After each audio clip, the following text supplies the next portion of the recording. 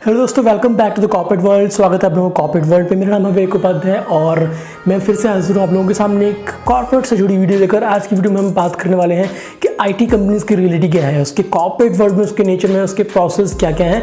ये वीडियो काफ़ी यूजफुल है लोगों के लिए जो कॉर्पोरेट की दुनिया से जुड़ने वाले हैं, जो फ्रेशर्स वगैरह हैं, जो स्टूडेंट्स हैं कॉलेज के, और वो अपनी नई दुनिया में कॉर्पोरेट में कदम रख रहे हैं। तो दोस्तों मैं आगे आप लोगों को लेकर चलता हूं कि किस तरह से आपको प्रोसेसेस में आगे बढ़ना चाहिए और समझ के चीज़ों को आईटी वर्ल्ड को ज्वाइन करना चाहिए। दोस्तों जब हम लोग अपने करियर के स्टार्टिंग फेज में थे तो बहुत ही कंफ्यूज होते हैं कि क्या कोर्स करना चाहिए। जब हम कॉलेज या स्कूल ज्वाइन करने वाले होते हैं, किस स्ट्रीम में हमें एडमिशन लेना चाहिए, किस कॉलेज में हमें एडमिशन लेना चाहिए, कौन सा अच्छा कॉलेज है, कौन सा अच्छा कोर्स है। इस सारे कन्फ्यूज़न के चलते कुछ लोग इंजीनियरिंग ज्वाइन कर लेते हैं। मैं कहूँगा ज़्यादातर लोग इंजीनियरिंग ज्वाइन कर लेते हैं और जो उनको अच्छा कॉलेज लगता है, जो स्ट्रीम को पसंद होती है, वो उसमें एडमिशन ले लेते हैं। तो काफ़ी लोग एडमिशन ले लेते हैं सोच समझ के, और कुछ लोग एडमिशन लेने की सोच रहे होते हैं, वो बहुत ही ज़्यादा कन्फ्यूज़ होते हैं। तो दोस्तों जो लोग एडमिशन ले रहे हैं या फिर ले चुके हैं, ये वीडियो उनके लिए बहुत ही हेल्पफुल है। और दोस्तों वीडियो ध्यान से, बड़े गौर से ध्यान लगाकर एंड तक देखना, तभी चीज़ें सारी समझ में आएंगी। नहीं तो चीज़ें बीच में छूट जाएंगी और फिर आधा अधूरा काम आप करने जाता है और फिर चीज़ें इस तरह से फैलती हैं कि समेटने में फिर लोगों के आती नहीं है और स्टूडेंट लाइफ काफ़ी ज़्यादा स्ट्रेसफुल होती है और काफ़ी ज़्यादा नासमझी भरी चीज़ें होती हैं। तो डिसीजन हमें बड़ा सोच समझ कर लेना चाहिए। इसलिए इस वीडियो को आगे शुरू करते हैं। जो लोग इंजीनियरिंग ज्वाइन करना चाहते हैं लाइक बीई और बीटेक, तो उन लोगों का ज़्यादातर एम होता है कि हम लोगों को या तो आईटी कंपनी में जाना है, अपना जॉब स्टार्ट करनी है, या फिर कुछ लोगों को अपना बिजनेस करना होता है, या फिर कुछ लोगों का सपना होता है कि हमें अपना स्टार्टअप खोलना है। तो ये सारी चीज़ें, जो भी ये चीज़ सोचता है, उनको एक आईटी कंपनीज में जॉब करने के लिए एक्सपीरियंस जो होता है, सबसे पहला स्टेप होता है कि उनको इंजीनियरिंग ज्वाइन करनी चाहिए। तो दोस्तों इंजीनियरिंग ज्वाइन करते ही की चीज़ें रहती हैं, उनकी शॉर्ट लिस्टिंग रहती है कि आईटी से करना है, ईसी से करना है, मैकेनिकल वगैरह से करना है, सीएस से करना है। तो जो लोग ज़्यादातर आईटी में जाते हैं वो सीएस आईटी की ब्रांच चूज़ करते हैं। और यहाँ तक कि आईटी कंपनीज़ का इतना बड़ा स्कोप है कि मैकेनिकल, सिविल एक्सेट्रा, ये वाली ब्रांच के लोग भी आईटी कंपनीज़ में जाके जॉब करने के लिए घुस जाते हैं।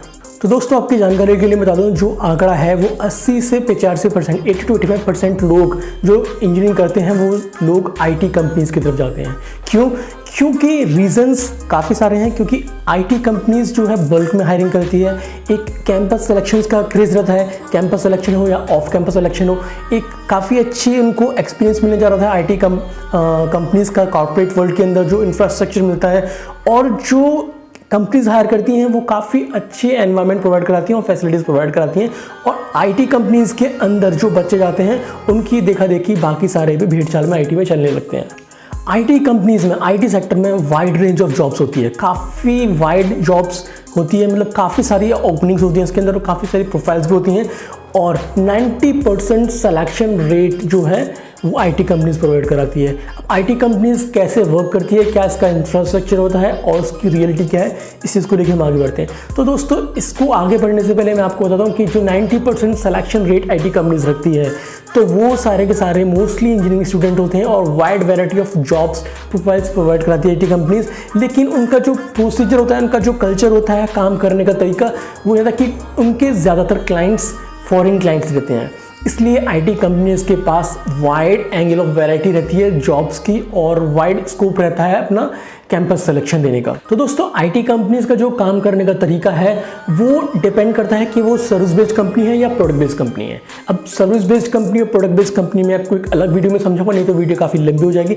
तो चल बात करते हैं अभी सर्विस बेस्ड कंपनी। तो जो लोग सर्विस बेस्ड कंपनीज का सिलेक्शन करते हैं, उसमें जॉब करने जाते हैं, तो उसका क्या प्रोसीजर रहता है। तो सर्विस बेस्ड कंपनीज वो कंपनीज होती हैं जो बाहर से क्लाइंट्स से प्रोजेक्ट्स वगैरह उठाती हैं, जिसमें मोर देन 50% जो क्लाइंट्स होते हैं वो कंपनीज के वो फॉरेन क्लाइंट्स होते हैं। तो एक छोटा सा एग्जांपल लेके मैं आपको ये समझाता हूँ कि अगर फॉर एग्जांपल एक आईटी कंपनी है जो काफ़ी नामी ग्रामी कंपनी है और उसका इंफ्रास्ट्रक्चर और ब्रांड नेम काफ़ी फैला हुआ है, तो वो अपनी जगह बना लेती है कॉर्पोरेट कल्चर में, कॉर्पोरेट वर्ल्ड के अंदर, कि हम लोगों का नाम है और I am an IT company और मैं आपको अच्छी सर्विसेज प्रोवाइड करूँगा विद ट्रस्ट एंड लायबिलिटी। तो फॉर एग्जांपल एक बाहर की मान लो बैंक है और बैंक को अपनी एक वेबसाइट क्रिएट करवानी है या फिर मोबाइल एप्लीकेशन क्रिएट करवानी है, तो वो बैंक उस कंपनी से कॉन्टैक्ट करेगी और फिर सारा का सारा प्रोसीजर स्टार्ट हो जाएगा, उसकी रिक्वायरमेंट्स वगैरह वो ट्रांसफ़र करेगी। तो why these banks and big companies and big clients trust these companies? क्योंकि इनका नाम है, ब्रांड है, जाने मानी पहचान है मार्केट के अंदर, और ट्रस्ट और फैक्टर और लायबिलिटीज़ वगैरह ऑलरेडी इसने बिठा रखी है। तो दोस्तों ज़्यादातर सर्विस बेस्ड कंपनीज क्लाइंट से चार्ज करती हैं $25 अराउंड पर आवर का, और ये वेरी करता है। $25 तो वो चार्ज करती हैं किसी छोटी जो प्रोफाइल पे काम करता है, लाइक कोई अगर इंटर्न है या फिर कोई नया फ्रेशर वगैरह है या फिर न्यू जॉइन है, उसको ज़्यादा एक्सपीरियंस नहीं है, तो कम एक्सपीरियंस वाले को, लो प्रोफाइल वाले को ये $25 अराउंड चार्ज करते हैं कंपनी से। और जो एक्सपीरियंस बंदा है लाइक प्रोजेक्ट मैनेजर या फिर बाकी मैनेजर्स वगैरह, उनके लिए $50 से लेके $100 भी चार्ज करते हैं। लेकिन आप लोगों को कितनी सैलरी ये लोग देते हैं? 25,000 to 30,000 पर मंथ, राइट? 1 साल 2 साल के एक्सपीरियंस के बंदे को 25,000 to 30,000 पर मंथ। लेकिन वो कितना अर्न कर रही है? लगभग $25 से $30 पर आवर। तो ये 1,60,000 के अराउंड बैठ रहा है इनका मंथली, लेकिन आप लोगों को देते हैं 25 से 30,000 per month. So this is the profit margin for service based company. अगर आपको फॉर एग्जांपल मान लो 30,000 दे रहे हैं और वो कमा रहे हैं आपसे 1,60,000, तो उनका फिर भी 1,30,000 का प्रॉफिट बैठता है एक महीने का एक बंदे से। और फॉर एग्जांपल अगर एक कंपनी एक बड़े प्रोजेक्ट पर 200 बंदों को लगाती है, तो एक बंदे का प्रॉफिट 1,30,000 का बैठता है, तो 200 बंदों को लगा लो कितना प्रॉफिट बैठता है इस कंपनी को। तो ये सारा गेम है सर्विस बेस्ड कंपनी का। इसलिए हम लोगों को ये चीज़ें समझ के आगे बढ़ना चाहिए कि सर्विस बेस्ड कंपनी के साथ हम लोग काम करेंगे तो किस तरह का एनवायरनमेंट रहता है, हम लोगों से किस लेवल का काम लिया जाता है, और हम लोगों को आगे फ्यूचर में किस तरह का करियर बनाना है। तो दोस्तों सर्विस बेस्ड कंपनी में जो भी काम होता है वो रहता है प्रोजेक्ट्स वगैरह का, लाइक वेबसाइट्स, सॉफ्टवेयर या मोबाइल एप्लीकेशंस वगैरह। तो ये, और उसमें काफ़ी अलग अलग तरह की प्रोफाइल रहती हैं, लाइक डेवलपमेंट की प्रोफाइल, टेस्टिंग की profile, manual testing and automation testing, the business analyst, the project manager and scrum master वगैरह। जो भी अगर आप एजाइल पढ़ेंगे तो उसके अंदर काफ़ी सारी प्रोफाइल्स ली जाती हैं एक सर्विस बेस्ड कंपनी के अंदर। और टेक्निकल प्रोफाइल्स की अगर बात करें तो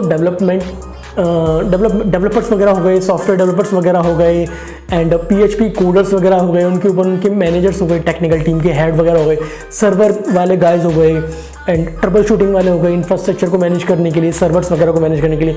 तो ये काफ़ी बड़ी टीम होती है, और 200 के लमसम लगा लो सारे के सारे प्रोफाइल्स के लोग मिला के अगर एक बड़े प्रोजेक्ट को मैनेज करते हैं तो 1,30,000 इंटू 200, तो इतना बड़ा प्रॉफिट मार्जिन रहता है एक सर्विस बेस्ड कंपनी का एक महीने के अंदर। So this is just an estimation, एक स्मॉल एस्टिमेशन है कि मैंने आपको समझाने के लिए ये बताया था, लेकिन मार्जिन्स एंड प्रॉफिट्स इससे भी बड़े हो सकते हैं और थोड़े से इससे भी कम हो सकते हैं। तो इसलिए ये चीज़ें देखकर आगे बढ़ना चाहिए अगर आप लोगों को लाइफ में आगे बढ़ना है, और चीज़ों को देखकर समझकर परखकर आगे बढ़ना है। और आपको अगर आगे अपनी हायर स्टडीज़ करनी है या फिर कॉर्पोरेट वर्ल्ड के एनवायरनमेंट का, स्ट्रक्चर का एक्सपीरियंस लेना है, तो आप लोग कॉर्पोरेट वर्ल्ड को ज्वाइन कर सकते हैं। ये जो कॉर्पोरेट स्ट्रक्चर का IT कंपनी का, not this YouTube channel of corporate world but that corporate world, कि आप IT कंपनी में किसी प्रोफाइल में एज स्टार्ट करने जा रहे हो, जॉब करने जा रहे हो, तो आप लोगों को चीज़ें सोच समझ कर देख कर आगे बढ़ना चाहिए।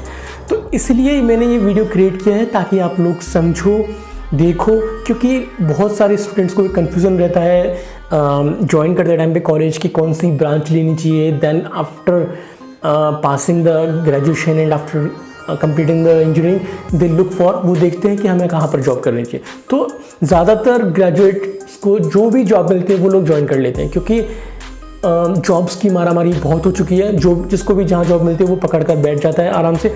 ये बात भी सही है, पकड़ कर बैठ जाना चाहिए, and wait for the right time and right job.